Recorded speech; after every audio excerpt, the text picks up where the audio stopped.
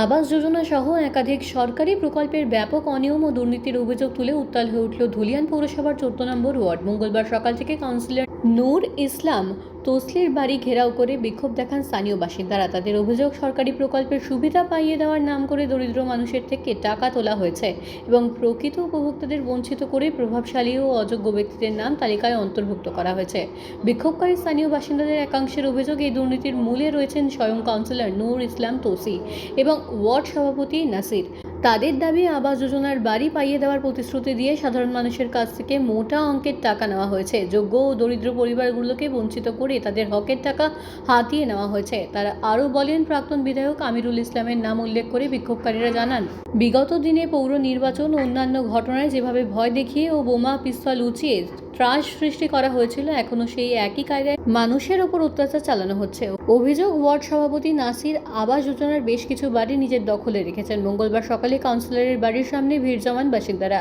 দ্রুত পরিস্থিতি উত্তপ্ত হয়ে উঠলে এলাকায় উত্তেজনা ছড়িয়ে পড়ে। খবর পেয়ে ঘটনাস্থলে পৌঁছায় বিশাল পুলিশ বাহিনী। পরিস্থিতি নিয়ন্ত্রণে আনার চেষ্টা চলেছে বলে প্রশাসনের তরফ থেকে জানানো হয়েছে। তবে এই ঘটনার কাউন্সিলর নূর ইসলাম তোসি বা অভিযুক্তদের কোনো প্রতিক্রিয়া পাওয়া যায়নি। স্থানীয়দের দাবি, অভিযুক্ত কাউন্সিলর পলাতক। এলাকাবাসীর সাফ দাবি, অবিলম্বে নিরপেক্ষ তদন্ত করে দোষীদের শাস্তির আওতায় আনতে হবে এবং সাধারণ মানুষের থেকে নেওয়া টাকা ফেরত দিতে হবে। এছাড়া প্রকৃত উপভোক্তাদের তালিকা সংশোধন করে তাদের প্রাপ্য সুযোগ সুবিধা ফিরিয়ে দেওয়ার দাবি জানিয়েছেন তারা। পুরো বিষয়টি বর্তমানে প্রশাসনের নজরদারিতে রয়েছে।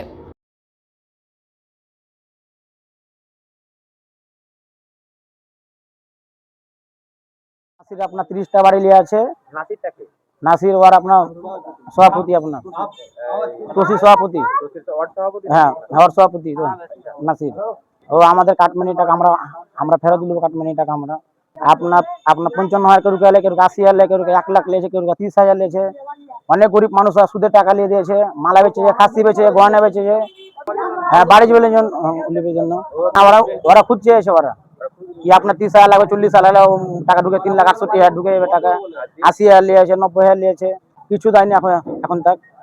আমরা বাড়ি আসার পর দিয়ে আমরা আর 2015 থেকে এখানে আপনার কাউন্সিলর ছিল না, তো অনেক আমরা পাওয়ার দেখাচ্ছে। বম পেস্তুল ভোট করা হয়েছে।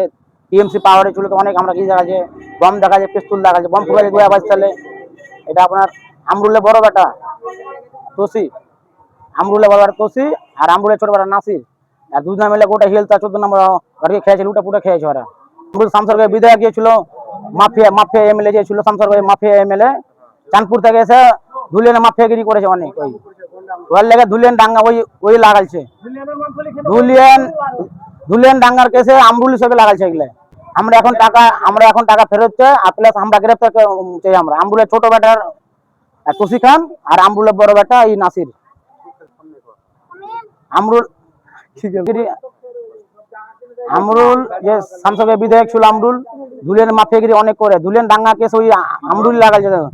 ধুলিয়ানে ডাঙ্গা কেস আমরুলি লাগাইছে। আমরুল সবাইকে জেলে ভরা করাইছে। আমরুল নিজে খুদ। আমরুল এটা থামতে পারতে গেলে, শুক্রবার যখন ঘটনাটা হয়, আমরুল পুরো থামতে পারতে গেলে, আমরুল থামিনি একটাও, লাগুক ঝগড়া বাগলা বলে।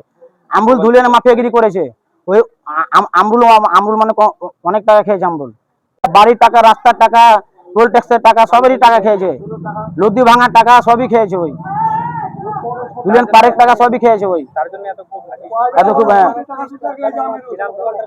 ওই দিল ইসলাম। একটাই কি, গরিব মানুষের উপর নির্যাতন করেছে, দুর্নীতি করেছে, কাটমানি পয়সা নিয়েছে, প্লাস গরিব মানুষকে কোনো পয়সা দেয়নি রিটার্ন, প্লাস ওনারা সবাই পয়সা চেক বই থেকে উঠে খেয়ে নিয়েছে।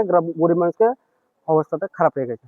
প্রায় আমাদের গ্রামে প্রায় 100 প্লাস হবে এখন দাবি। হ্যাঁ, হ্যাঁ দাবি আছে আমাদের। প্রতিবাদ দেখেনি, কারণ তখন একটা টিএমসি দল ছিল, তৃণমূল কংগ্রেস বলে একটা ছিল, পার্টি ছিল। তো ওই পার্টিটা এরকমই পার্টি, মানুষের উপর এত নির্যাতন করেছে, এত দুর্নীতি করেছে কি মানুষকে ভয় দেখিয়ে নির্যাতন করেছে। তার জন্য ওনার উপরে কথা বলতে পারতো না। হ্যাঁ, আমরা খুব ভয়তে ছিলাম।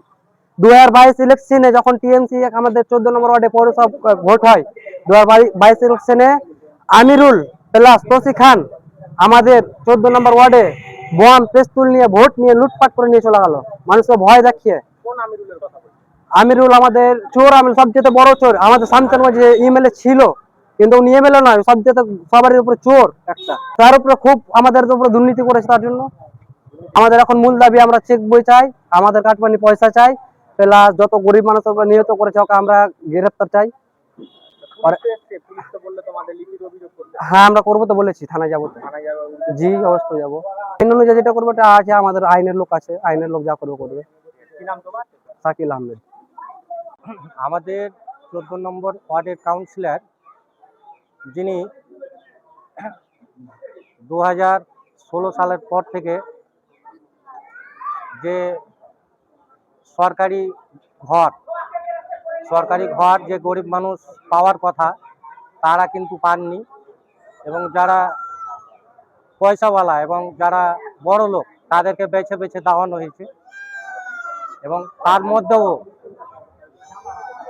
প্রত্যেকটা ঘরে, এখানে হাজার হাজার ঘর হয়েছে, হাজার হাজার ঘরের মধ্যে প্রত্যেকটা ঘরে 1 লাখ করে টাকা খাচ্ছে। তার মধ্যে কাটমনি থাকে কাউরি 55,000, কাউরি 30,000 এই করে টাকা নিয়েছে। এখন মানুষের দাবি কেউ সে কাটমনি টাকাগুলো আমাদেরকে ফেরত দেওয়া হোক। আমাদের টাকা নিয়েছে এবং সবাইকে সম্পূর্ণভাবে টাকা দেওয়া হয়নি, এবং সবাই অনেকেই টাকা পাবে, কিন্তু ওই টাকা থেকে কাটমনি খেয়ে টাকা দিয়েছে ওদেরকে।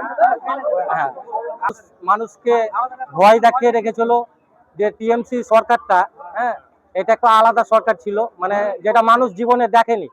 তার জন্য মানে ওই ভাগে বম ফুটিয়েছিল।